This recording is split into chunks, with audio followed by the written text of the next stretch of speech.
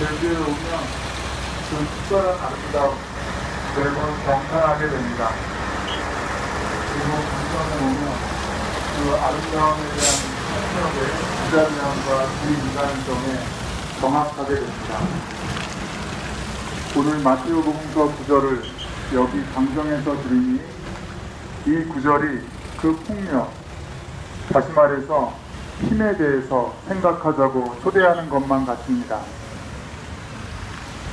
그러니까 예수님은 당시에 기성 종교가 말하는 것은 듣되 그 실천은 본받지 말라고 하는 것입니다. 말하자면 종교가 포장으로만 기능하고 그 속에 알맹이는 비어있다는 것과 살아계신 하느님이 이 땅에 발생하기 위해서는 알맹이인 실천이 있어야 한다는 것입니다. 우리가 하느님에 대해서 쉽게 오해하게 만드는 표현이 전능하신 하느님이라는 말인 것 같습니다.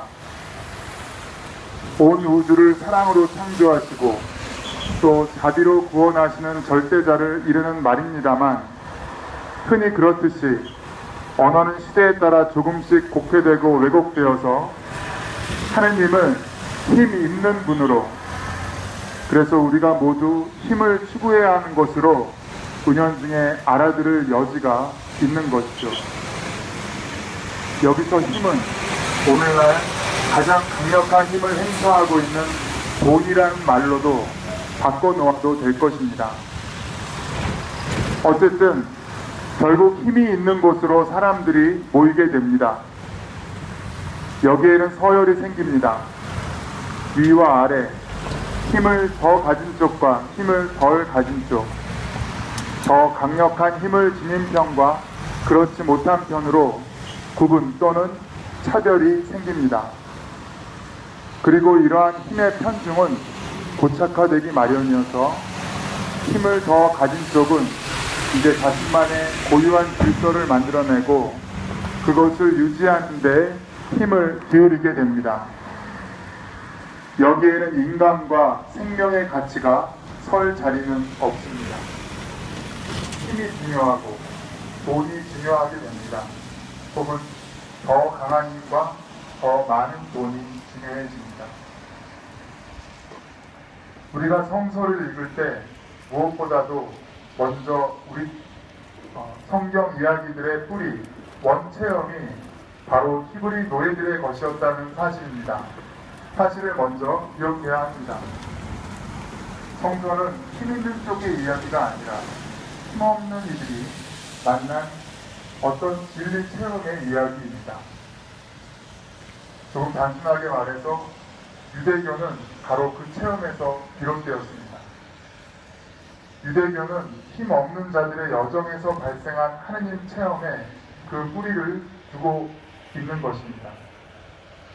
하지만 유대인들도 떠돌이 신세에서 벗어나 땅을 차지하고 국가를 건설하자 더 큰 힘, 세속적인 힘을 추구하면서 본래의 야훼 체험을 놓치게 됩니다. 그리스도교의 언어도 힘없이 처형당하신 평신도 청년 예수의 십자가 사건에 그 뿌리를 두고 있습니다.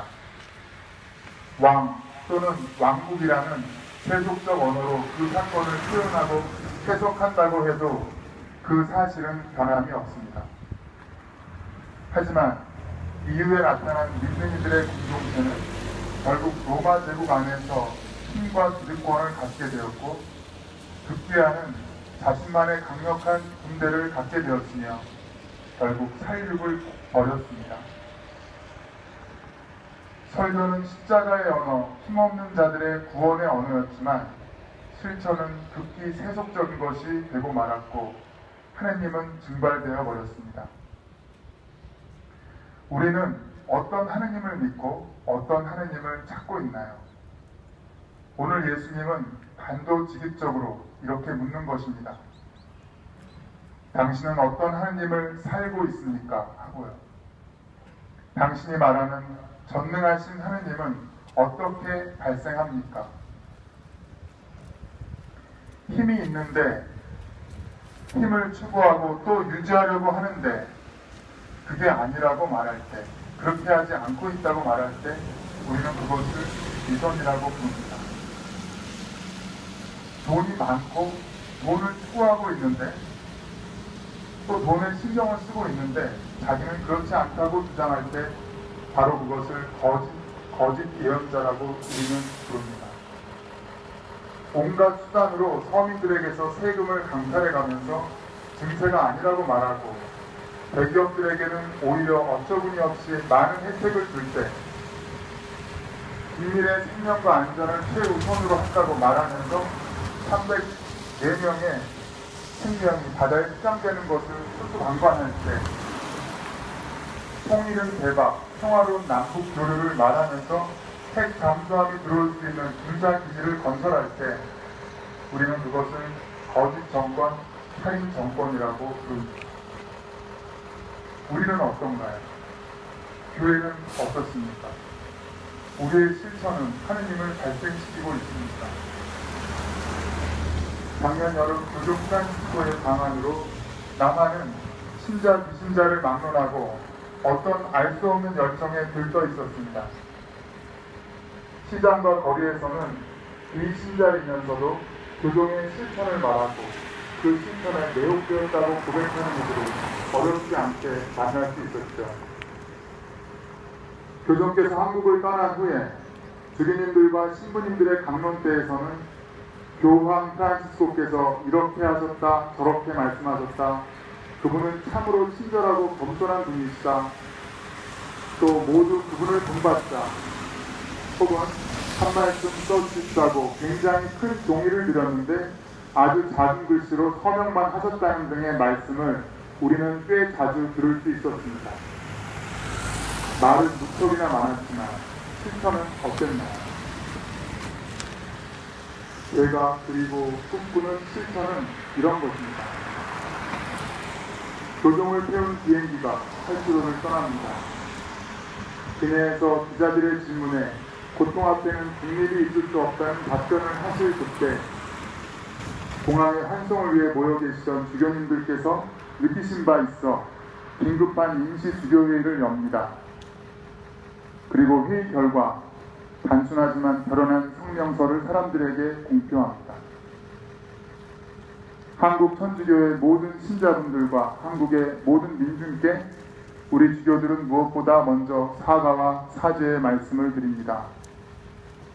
가장 가난하고 힘없고 고통받는 이들이 곧 하느님의 현존이라는 복음의 가르침을 우리는 말만 하고 실천하지 못했음을 고백합니다.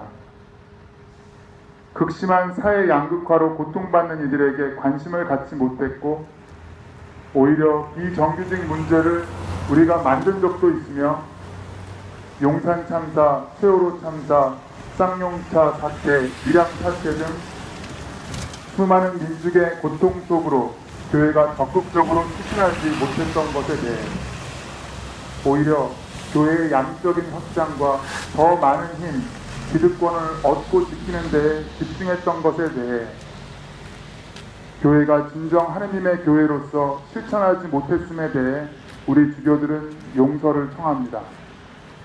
이에 우리는 다음과 같은 실천을 하겠습니다. 1. 우리들이 타고 다니는 고급 승용차들을 모두 포기하고 소형차로 바꾸며 가능한 한 우리가 직접 운전하고 또 대중교통수단을 우선 이용하겠습니다. 2. 우리들이 갖고 있는 골프채를 팔 것이고 모든 신부님들의 골프채도 포기해서 가난한 이들을 위한 기금으로 쓰겠습니다. 앞으로 우리 주교들은 부유하고 유력한 이들과 어울리기보다 기득권층이 찾기를 꺼리는 가난한 이들과 더 함께 하겠습니다. 3. 적어도 교회기관과 교회 재단이 운영하는 시설 안에서는 노동 착취와 고용 불안정을 척결하겠습니다. 4. 교회의 재정에 관해서까지 성직자들이 권한을 갖지 않고 평신도 전문가들에게 일을 맡겨 더 투명하고 합리적으로 운영되게 하겠습니다. 5. 더 이상 교회의 양적이고 외적인 확장 등에 마음 쓰지 않고 오히려 우리 모든 성직자들은 권위주의와 힘을 포기하고 금권을 멀리하겠습니다. 우리는 모든 존재의 생명과 평화를 복음화의 최우선 과제로 삼겠습니다. 6. 마지막으로 제주 강정이 전쟁과 권력 투쟁이 아닌 평화의 상징이 될 때까지, 세월호 참사의 진상이 완전히 밝혀질 때까지 우리 주교단은 끝까지 투신하고 동반하겠습니다. 바로 이것이 복음적 실천이 아닐까요? 이것이 힘이 전혀 없기에 비로소 사랑에 전능하신 그런 하느님을 발생시키는 실천이 아니겠습니까?